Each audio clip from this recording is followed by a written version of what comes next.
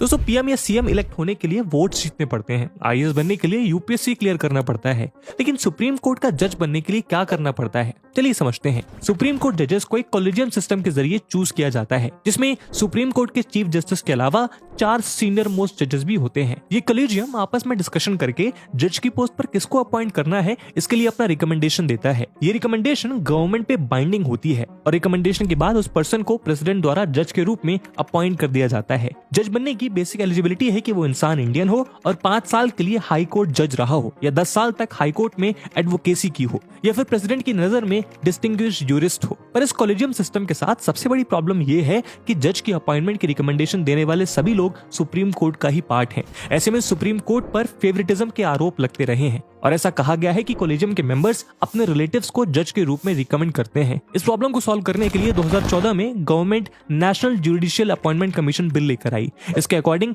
जजेस की अपॉइंटमेंट के लिए एक कमीशन बनाई जाएगी, जिसमें चेयरपर्सन के रूप में सीजीआई, सुप्रीम कोर्ट के 2 सीनियर मोस्ट जजेस, यूनियन लॉ मिनिस्टर और सिविल सोसाइटी के 2 एमिनेंट लोग शामिल होंगे। लेकिन सुप्रीम कोर्ट ने एनजेएसी एक्ट को अनकॉन्स्टिट्यूशनल बताते हुए स्ट्रक डाउन कर दिया और जुडिशरी में रिफॉर्म्स लाने की परमिशन जुडिशरी से ही नहीं मिली। तो दोस्तों ये थी एक इंटरेस्टिंग कहानी कॉलेजियम सिस्टम की। अगली वीडियो में आप भारत की न्याय व्यवस्था की कौन सी प्रोसेस को समझना चाहेंगे, कमेंट सेक्शन में जरूर बताइएगा।